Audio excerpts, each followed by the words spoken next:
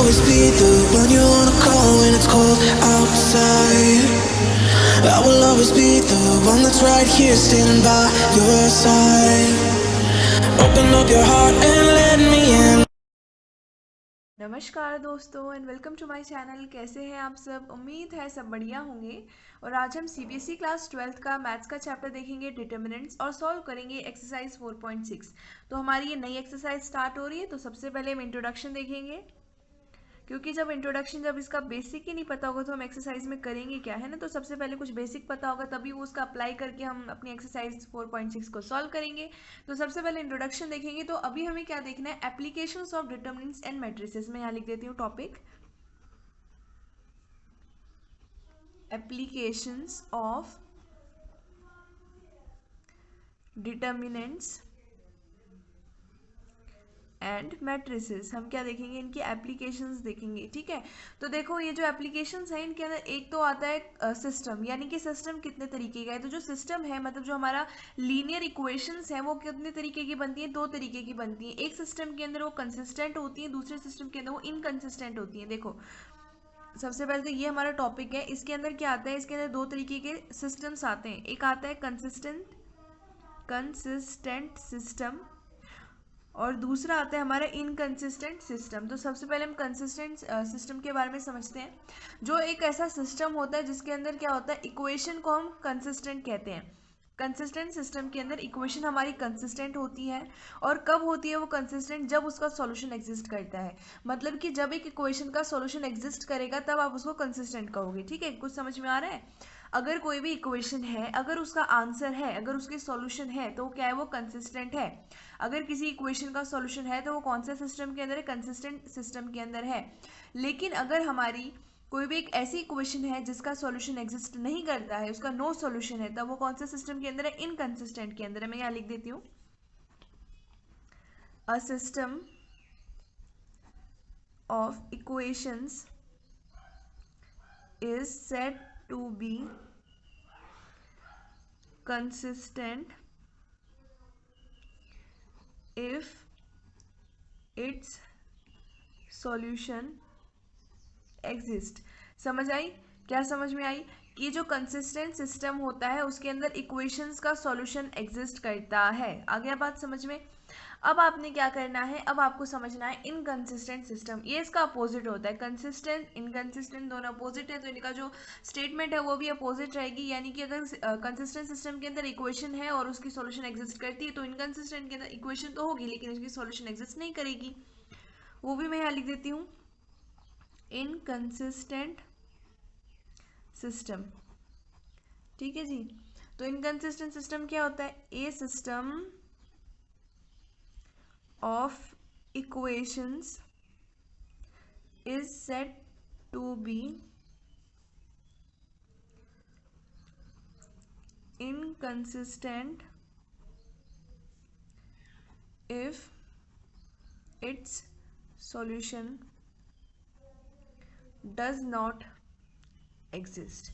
ठीक है, तो हमारा कंसिस्टेंट सिस्टम के अंदर इक्वेशन का सॉल्यूशन एग्जिस्ट करेगा, इनकंसिस्टेंट सिस्टम के अंदर जो इक्वेशन होगी उसका सॉल्यूशन एग्जिस्ट नहीं करेगा, ठीक है। तो ये हमारा क्या हो गया, एप्लीकेशंस ऑफ डिटर्मिनेंट ऑफ हमारे मैट्रिक्स के अंदर सिर्फ दो ही आपके एनसीईआरटी बुक के हिसाब से आता है। एक आता है कंसिस्टेंट सिस्टम और एक आता है इनकंसिस्टेंट सिस्टम। मतलब कि अभी हमें एक्सरसाइज 4.6 को करने के लिए और साथ ही में आपके 12th के अंदर आपको इतनी ही नॉलेज चाहिए, ठीक है। तो ये क्या हो गया, हमारे सिस्टम्स हो गए, टाइप ऑफ सिस्टम दो तरीके के सिस्टम है, कंसिस्टेंट सिस्टम और इनकंसिस्टेंट सिस्टम, ठीक है। इसके ऊपर बेस्ड क्वेश्चन है इसलिए समझना जरूरी है। कंसिस्टेंट के अंदर इक्वेशन का सॉल्यूशन एग्जिस्ट करेगा, इनकंसिस्टेंट के अंदर आपका जो सॉल्यूशन है वो एग्जिस्ट नहीं करेगा, ठीक है। अब मैंने ये क्या लिखा है आप मुझे बता दोगे, भाई ये तो हम ऑलरेडी पढ़ चुके हैं, ये तो हमारा इनवर्स होता है, इनवर्स का फॉर्मूला है। हाँ आप एकदम सही है, ये इनवर्स का फॉर्मूला है।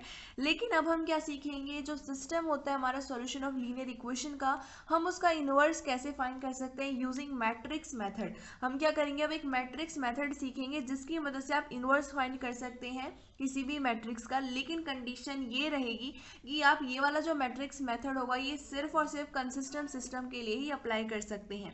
यानी कि मैट्रिक्स मेथड उन्हीं के लिए है, उन्हीं इक्वेशंस के लिए है जिनका सॉल्यूशन एग्जिस्ट करता है।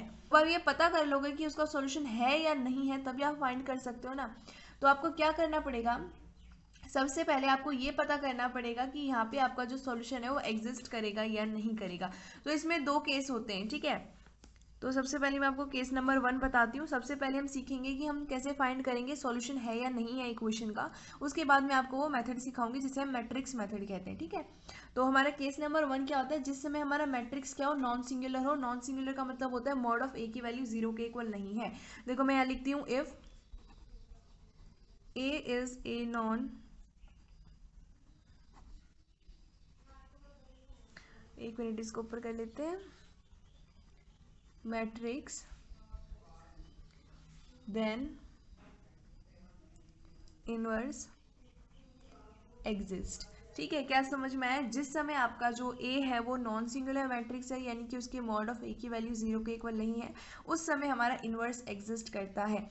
और जिस समय ये कंडीशन होगी कि जो ए है वो नॉन सिंगुलर मैट्रिक्स है, यानी कि उसकी मॉड ऑफ ए की वैल्यू 0 के इक्वल नहीं है, उस समय जो हमारा सिस्टम होता है वो कंसिस्टेंट कहलाता है। और साथ ही में इसी के लिए आप क्या कर सकते हो, मैट्रिक्स मेथड का इस्तेमाल कर सकते हो।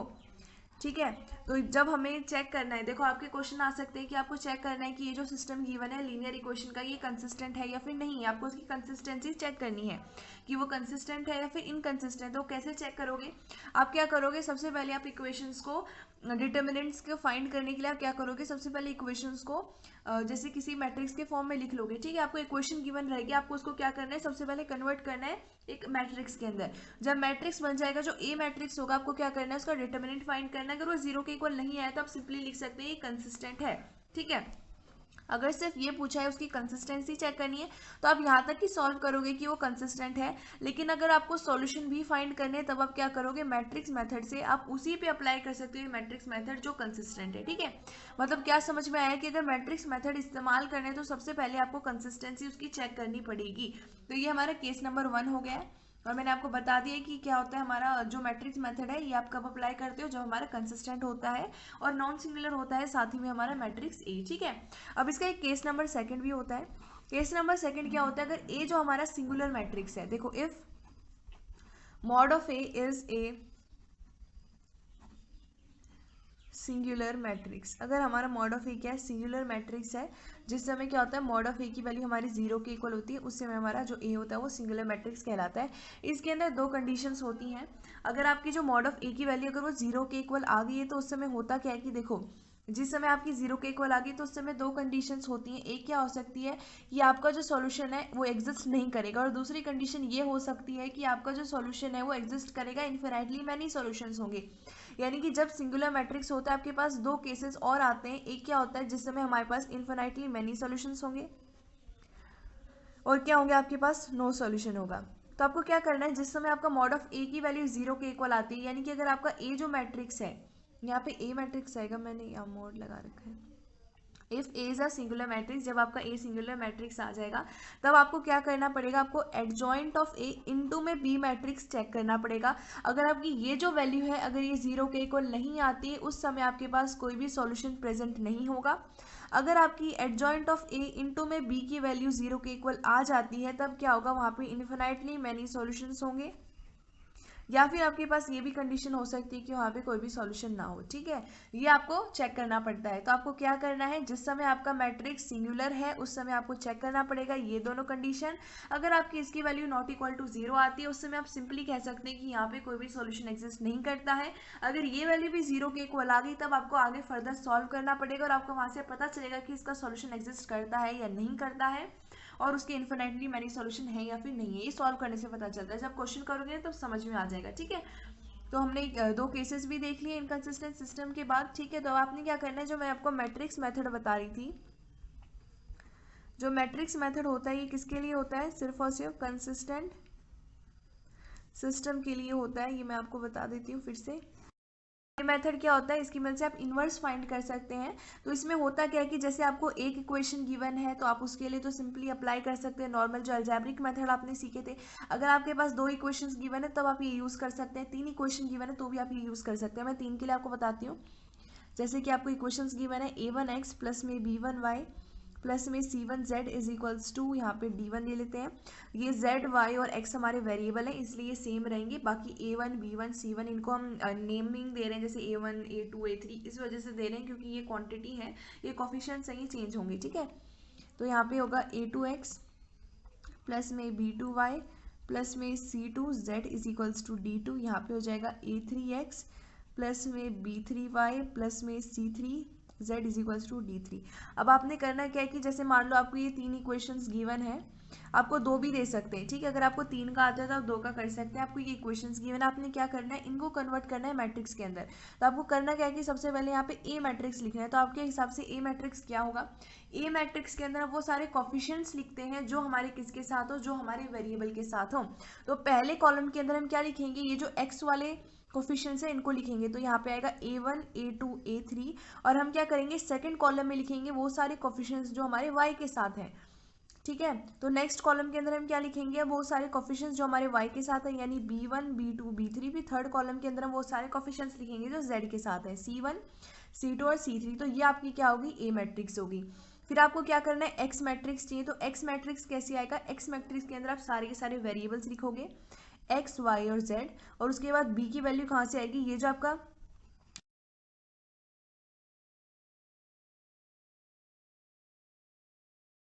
यहाँ पे मैंने ये b क्या लिखा है, ये जो हमारा right hand side value given है ना वो हमारा b होता है, ठीक है। अगर अब आप देखते हो तो आप देखोगे कि ये जो a मैट्रिक्स है इसके साथ में इन कोफिशिएंट्स के साथ में क्या है, वेरिएबल्स है, यानी इनके साथ में ये है।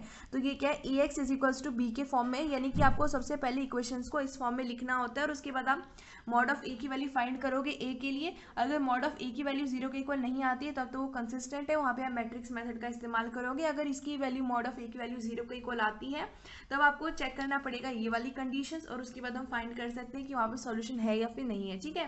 तो ये हमारा इंट्रोडक्शन था एक्सरसाइज 4.6 के लिए। आई होप आपको समझ आ गया होगा। अब नेक्स्ट पेज से हमारे एक्सरसाइज 4.6 को सॉल्व करते हैं। तो ये हमारे एक्सरसाइज 4.6, इसका क्वेश्चन है examine the consistency of the system of equations in exercises 1 to 6। ये जो एक्सरसाइज 4.6 है इसके क्वेश्चन नंबर 1 से 6 के अंदर आपको क्या करना है, चेक करना है कंसिस्टेंसी, यानी कि जो गिवन आपको सिस्टम है इक्वेशंस का वो कंसिस्टेंट है या फिर इनकंसिस्टेंट है। हम चेक कर लेते हैं, हमें तो आता है भाई। तो ये आपका क्वेश्चन नंबर 1 है, ये आपको दो इक्वेशंस गिवन है, ये इक्वेशन नंबर 1 हो गई, ये सेकंड हो गई, ठीक है। अब आपने करना क्या है कि स्टेप नंबर 1 के अंदर आपको क्या करना है, इसको ax is equals to b के फॉर्म में लिखना है। उसको लिखने के लिए आपको क्या करना पड़ेगा, इनको कन्वर्ट करना पड़ेगा आपको मैट्रिक्स के अंदर, ठीक है। तो आप इसको कैसे लिख सकते हो, अभी मैंने बताया यहाँ पे a की वैल्यू क्या होगी, कोफिशिएंट्स लिखने हैं। तो यहाँ पे x के कोफिशिएंट यहाँ पे 1 है और यहाँ 2 है, तो पहला जो हमारा कॉलम है वो बन गया x का कोफिशिएंट, उसके बाद सेकंड कॉलम में y के कोफिशिएंट्स लिख देंगे 2 और 3। तो ये आपका a मैट्रिक्स हो गया। फिर यहाँ पे x मैट्रिक्स क्या होगा, वेरिएबल्स लिखने हैं, x और y है यहाँ पे। फिर b मैट्रिक्स में जो राइट हैंड साइड वैल्यू होती है, जो आपके कांस्टेंट होते हैं वो लिखने होते हैं। तो यहाँ 2 और 3 है, ठीक है। तो ये वैल्यू आ गई आपकी। अब आपने क्या करना है, ये जो आपकी वैल्यू आ गई है अब आपको क्या करना है, इसकी मदद से आपको मॉड ऑफ a की वैल्यू कैलकुलेट करनी है। तो यहाँ लिख देती हूँ now calculate mod of a। अगर हमारे मॉड ऑफ a 0 के इक्वल आ गया तो हमें भाई आगे एडजॉइंट ऑफ a इनटू में b भी फाइंड करना पड़ेगा। अगर यहाँ पे ही इसकी वैल्यू नॉट इक्वल टू 0 आती है तो आप सिंपली बता सकते हैं कि आपकी जो इक्वेशन का जो सिस्टम है वो कंसिस्टेंट है, ठीक है। चेक कर लेते हैं क्या आता है। यहाँ पे तो मॉड ऑफ a फाइंड करने के लिए ये हमारे पास, तो ये हो जाएगा 1 इंटू में 3 माइनस में 2 इंटू में 2। तो ये हो जाएगा 1 3 जा 3 माइनस में ये हो जाएगा 4 और यहाँ पे हो जाएगा -1। अब यहाँ पे -1 आया तो अब यहाँ लिख सकते हो since mod of a is not equal to 0 therefore system of equations is, बताओ क्या होगा यहाँ पे, कंसिस्टेंट होगा। तो ये आपको क्वेश्चन नंबर सेकंड है। यहाँ पे भी आपको दो इक्वेशंस गिवन है, यहाँ पे भी इसकी कंसिस्टेंसी चेक करनी है। तो हम मैंने अभी आपको बताया, इसका आंसर देखते हैं। अभी आपको पता चल गया होगा ax is equals to b के फॉर्म में इसको लिखना है। तो यहाँ पे a की वैल्यू क्या होगी, 2 1 -1 और 1। या आई होप आपको समझ आ रहा होगा। हमने क्या किया, कोफिशिएंट्स ऑफ वेरिएबल्स लिखे हैं।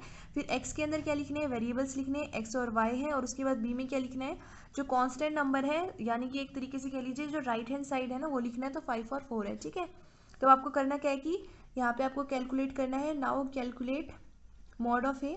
मॉड ऑफ ए कैलकुलेट करते हैं तो मॉड ऑफ ए यहाँ पे कितना होगा, जैसे डिटर्मिनेंट फाइंड करते हैं ना वही तो फाइंड करना है। मॉड ऑफ ए का मतलब तो डिटर्मिनेंट है। ये हो जाएगा 2 1 जा 2 माइनस में 1 इंटू में -1 ये हो जाएगा 2 प्लस में 1 यानी कि 3 हो गया। ये अभी जो 3 होता है ये 0 के इक्वल नहीं होता है। यहाँ लिख दीजिए since mod of A is not equal to 0 therefore system of equations is consistent.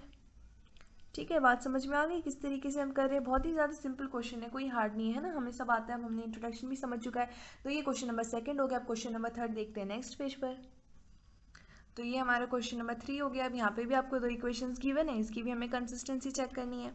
तो इसको फिर से हम क्या करेंगे, ax is equals to B के फॉर्म में लिख लेंगे। तो यहाँ पे a की वैल्यू कितनी है, जो वेरिएबल है उनके हम कोफिशिएंट्स लिखेंगे। तो x के कोफिशिएंट्स है 1 और 2, यहाँ पे y के कोफिशिएंट्स लिखेंगे 3 और 6।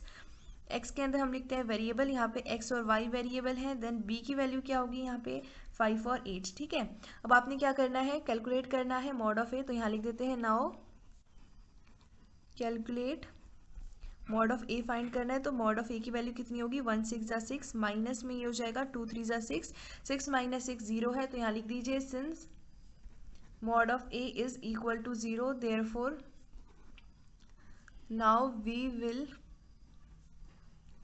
Calculate adjoint of A into में बी। ठीक है, अब यहाँ पे हम सिंपली नहीं बता सकते हैं कि ये जो हमारा सिस्टम है ये कंसिस्टेंट है या फिर इनकंसिस्टेंट है, क्योंकि मैंने आपको बताया था मॉड ऑफ ए की वैल्यू जब 0 के इक्वल आती है तब वहाँ पे 2 कंडीशन होती हैं।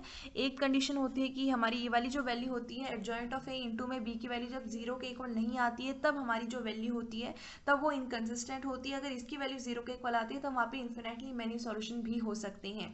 इस वजह से आपको जब वैल्यू 0 के इक्वल आएगी तब आपको क्या करना है, एडजॉइंट ऑफ ए इंटू में बी भी कैलकुलेट करना है। तो यहाँ पे a की वैल्यू है 1 3 2 और 6, यहाँ से आपको क्या करना है, एडजॉइंट ऑफ a कैलकुलेट करना है।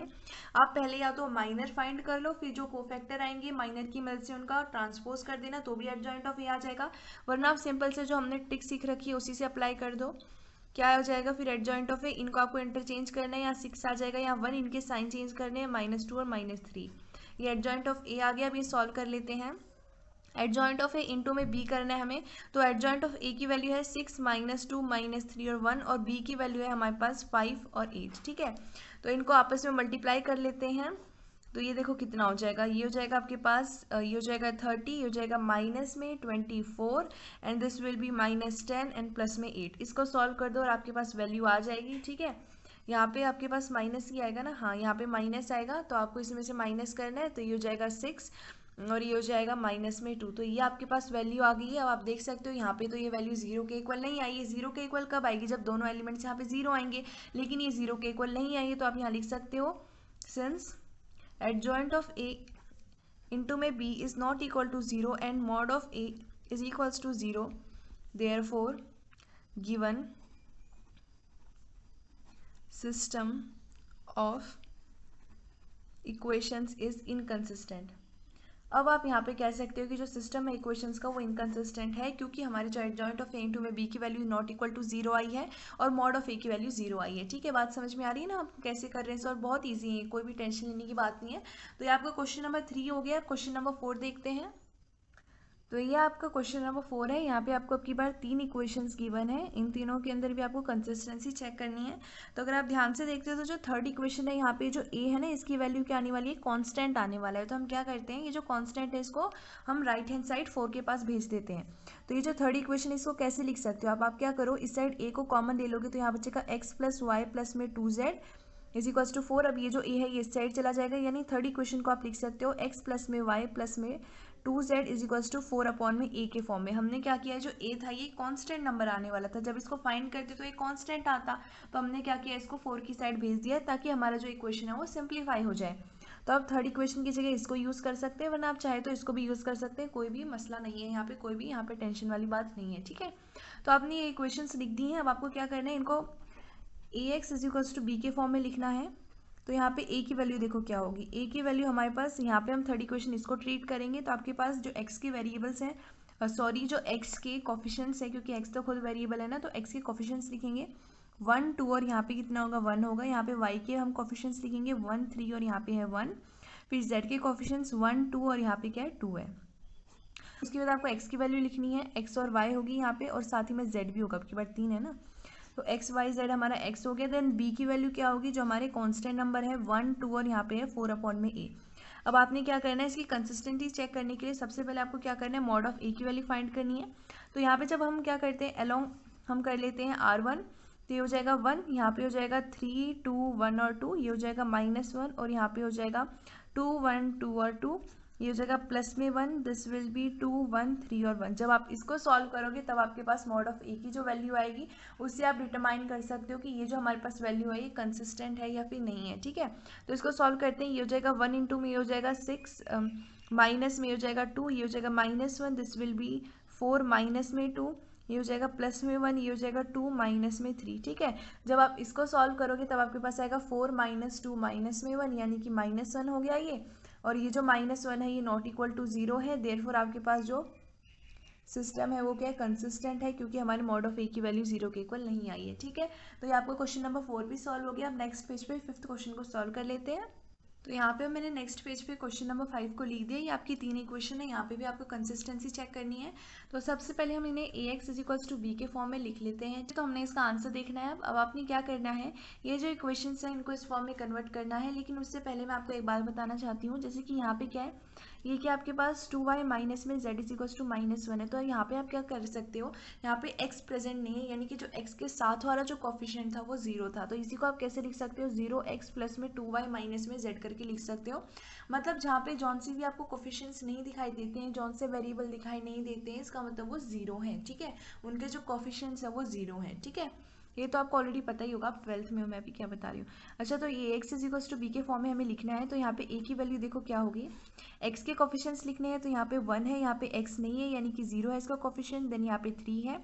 अब यहाँ पे y के कोफिशिएंट्स लिखेंगे -1 2 और यहाँ पे हो जाएगा -5। फिर z के कोफिशिएंट्स यहाँ पे है -2, यहाँ पे -1 और यहाँ पे 0। देन x चाहिए हमें, तो x में वेरिएबल्स लिखते हैं। वेरिएबल है x, y और z। और उसके बाद लिखते हैं b की वैल्यू। b आते हैं कांस्टेंट नंबर 2 -1 और 3, ठीक है। इस फॉर्म में लिख दिया। अब आपको क्या करना है, मॉड ऑफ a की वैल्यू फाइंड करनी है, चेक करने के लिए कंसिस्टेंट है या फिर नहीं है। तो यहाँ पे लिख देते हैं नाउ कैलकुलेट मॉड ऑफ ए, ठीक है। तो जो मॉड ऑफ ए इसको कैलकुलेट करेंगे, आप किसी भी कॉलम या किसी भी रो के अलोंग इसको एक्सपेंड कर सकते हैं, आपकी मर्जी है ये, इसमें कोई भी टेंशन लेने वाली बात नहीं है, ठीक है। तो यहाँ पे कर देते हैं। तो यहाँ पे हमारे 1 मिनट,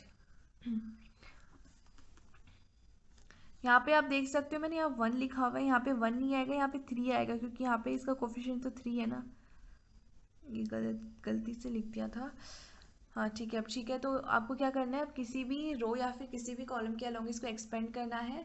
तो हम क्या करते हैं, जो हमारा कॉलम नंबर 1 है इसके अलोंग इसको एक्सपेंड कर लेते हैं, क्योंकि यहाँ पे एक 0 प्रेजेंट है।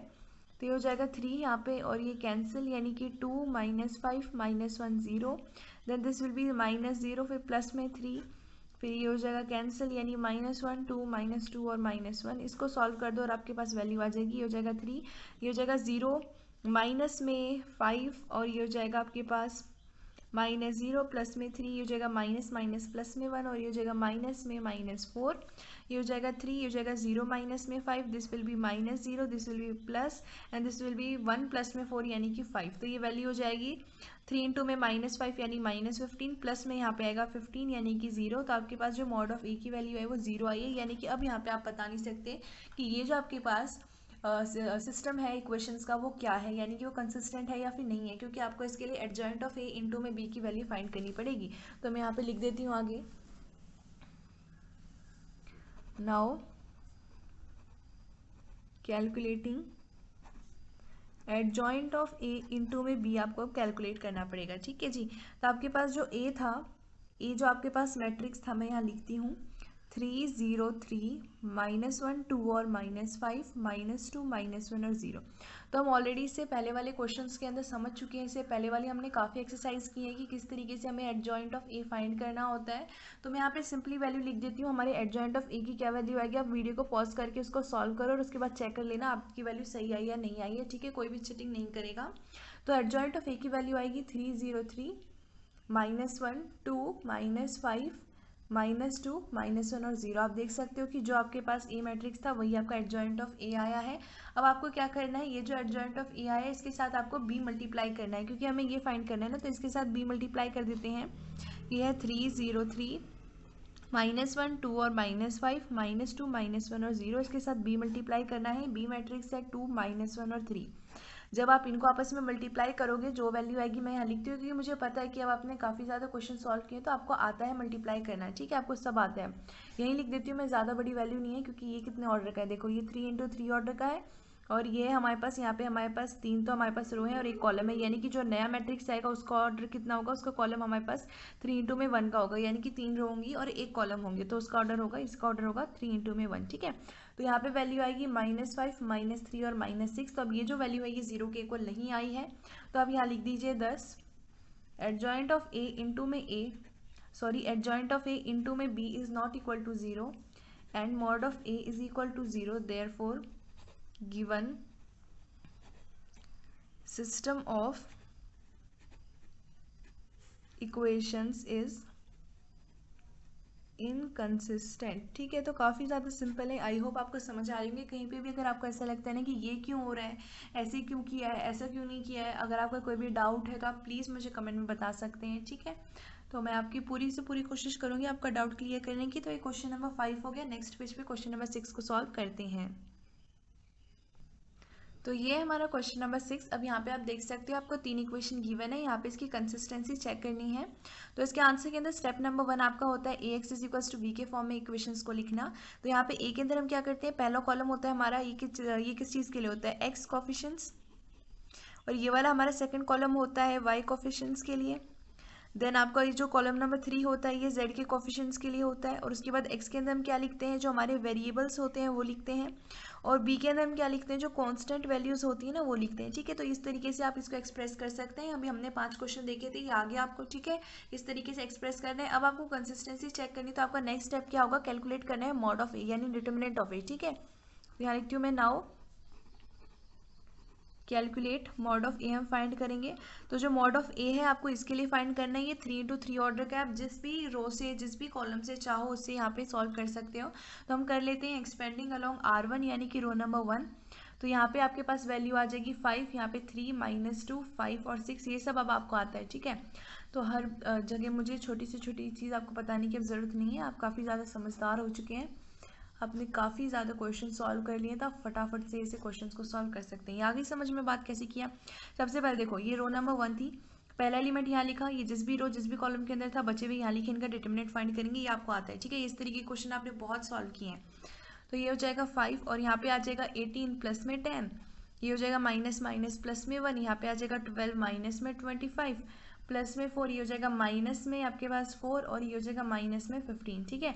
ये सब भी आपको आता है। अब इसको सॉल्व कर देना और चेक करते हैं कि आपके पास मॉड ऑफ ए की वैल्यू कितनी आएगी। तो ये हो जाएगा 5 × में 28, ये हो जाएगा प्लस में 1, ये हो जाएगा आपके पास माइनस में 13, then this will be plus में 4, ये हो जाएगा माइनस में 19। इसको सॉल्व करते हैं, ये हो जाएगा आपके पास 140, ये हो जाएगा -13 एंड दिस विल बी ये हो जाएगा -76, और इसकी वैल्यू आएगी, जब इसको सॉल्व करोगे तब इसकी वैल्यू आ जाएगी 51। अब ये जो 51 आई है ये 0 के इक्वल नहीं आई है, आप यहाँ लिख सकते हो since mod of A is not equal to 0 therefore given system of equations क्या होगा, यहाँ पे कंसिस्टेंट होगा। तो यहाँ लिख देते हैं since mod of A is not equal to 0 therefore given system of linear equations कह लो या सीधा इक्वेशंस कह लो, given system of equations is consistent, ठीक है। तो हमने इसकी कंसिस्टेंसी चेक कर दी है, ठीक है जी। तो ये कंसिस्टेंट आ गया है। आई होप आपको जितने भी हमने क्वेश्चन सॉल्व किए और इंट्रोडक्शन आपको समझ आ गया होगा। तो आज की वीडियो में इतना ही, नेक्स्ट वीडियो में जल्द मिलेंगे, तब तक के लिए धन्यवाद।